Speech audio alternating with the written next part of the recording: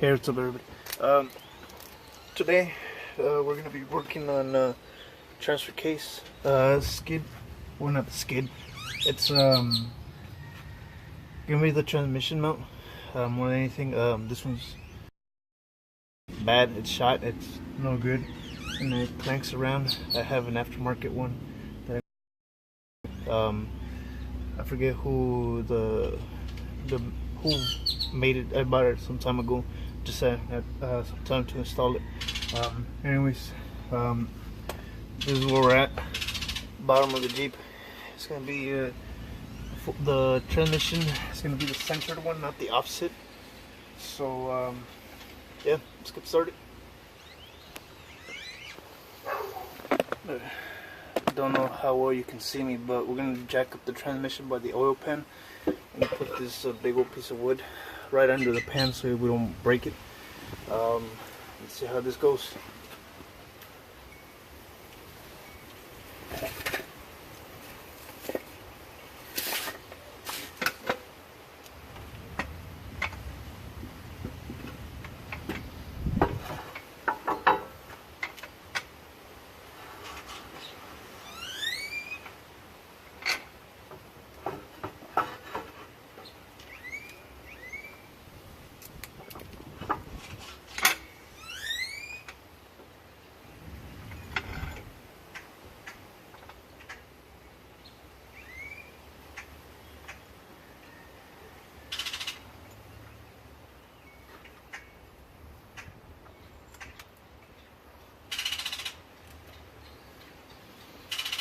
I'm gonna start jacking it up slowly. I'm gonna put a jack stand under it so it doesn't move.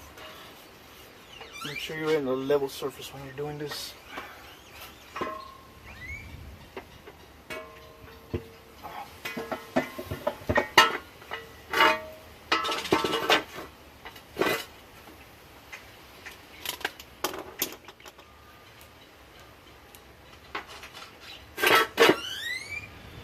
I have already started pulling out some of the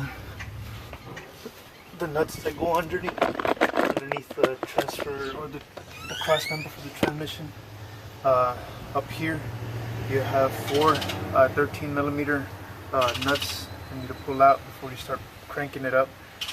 This one has a transfer case drop kit about a 1 inch, so yeah, we've already messed with this before, so it should be a little bit easier. I've also already started removing the nuts previously, and I only have two because I've already broken them before.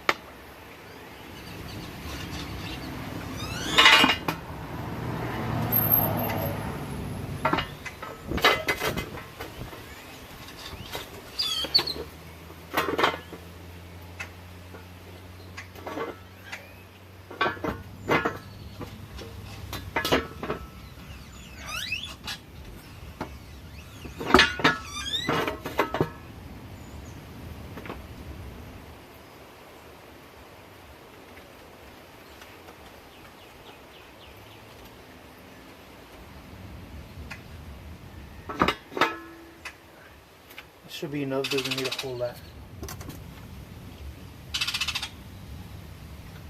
All it needs is for the transmission to rest on this. It's pretty sturdy already.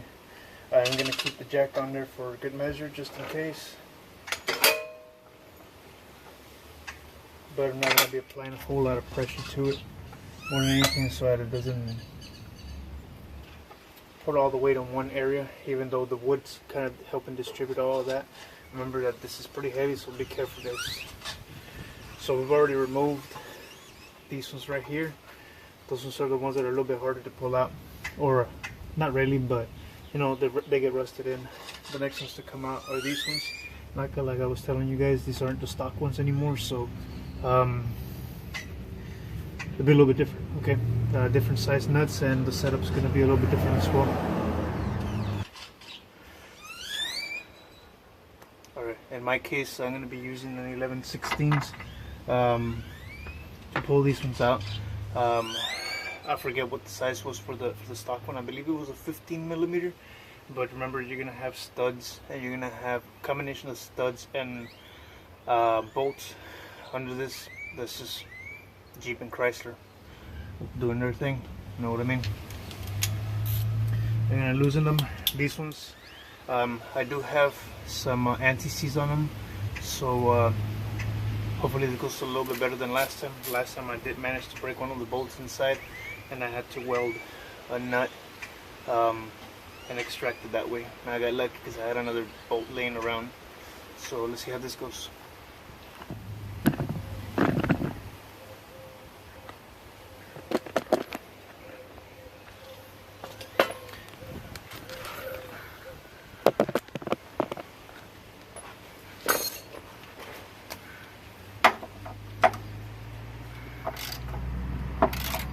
I'm not going to be using the impact here because these are not grade 8 bolts, and I don't want to get into a whole lot of trouble using a lot of force on these things. Like I was telling you guys, these things are caked in anti-seize. Watch that. You don't want to drop that on your face. If y'all seen Matt from Bleeping Jeep, he managed to drop the entire transfer case and transmission on his face. So yeah,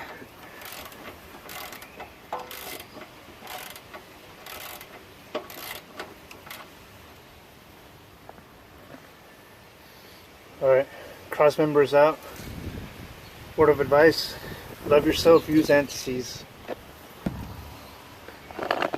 Okay, transmission mount,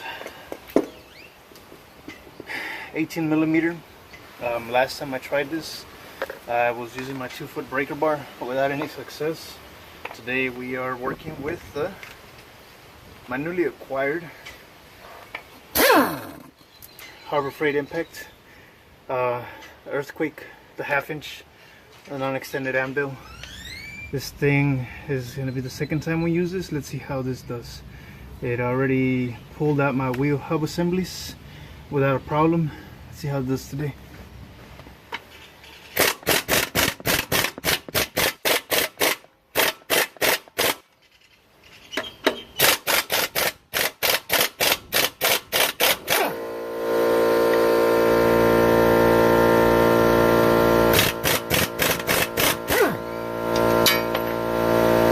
Easy.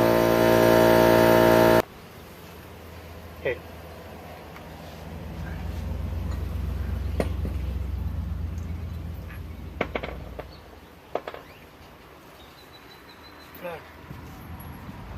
Crap.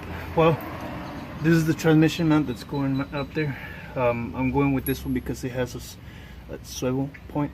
So, or you see the little hinge right here, so it can go up and down. This thing has a transfer case drop. It doesn't have the SYE yet, so hopefully this will let it move, give it the correct angle, and it'll still do its the whole transmission mount job. All right. This is why we don't wait to do this. Let's see if this fits.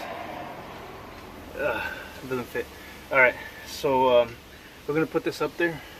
Hopefully, I'm gonna look through my crap again and see if I can find it. The bolts that come out of the transmission mount itself have some Loctite on it, or thread locker. Blue is what you have here. I don't have any blue at hand, but I do have red. Hopefully I don't regret this. So let's get to it. One little drop. I'm gonna seal our fate with this.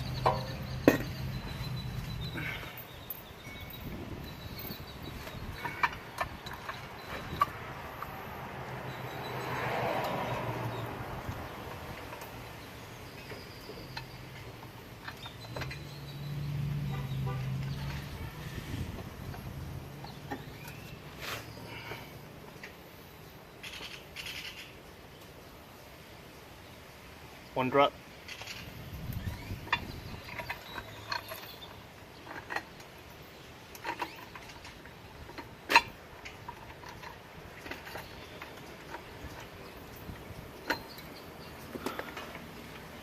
Friend, the impact, we're going to start it off with the slow one. The bolts are already hot, so we don't want to keep going at it. Okay, First, you want to start threading these ones right here. You don't want to go ahead and crank them down just yet. Pro tip, use a shorter socket so you can get them started in there. Especially if these ones don't come, the nuts don't come with a flange, so you can be able to hold it on the deep socket. That should be able to hold it right there. But these ones came with a grade 8 washer and the nut, and I'll put the nut first without the washer and thread it one end all the way hand tight, and then I started with the other ones doing them with the washer, and I pulled the one without a washer and started threading it back in. So get those started, hold up the cross member for you, then we're gonna start cranking down on the ones where the cross member, sorry about that, where the cross member attaches to the unibody.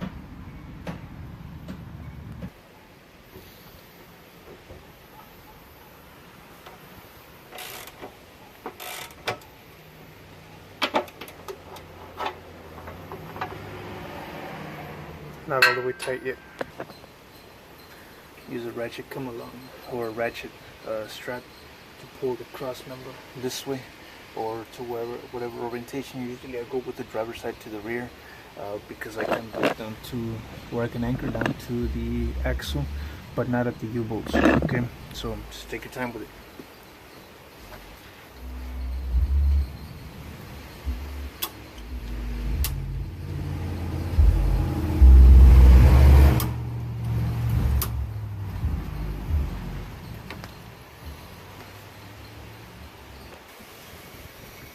Okay, hopefully you can see that there.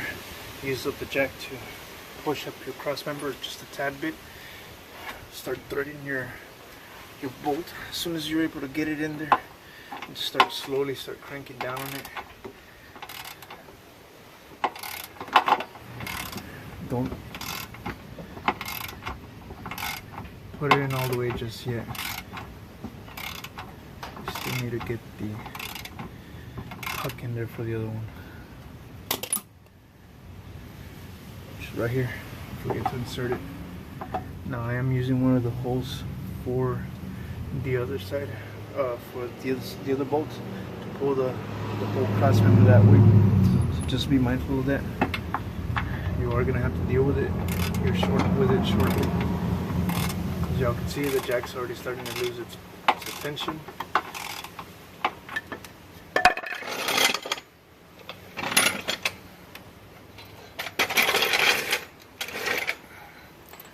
Start pushing that out of the way. Start cranking down the list a little bit more.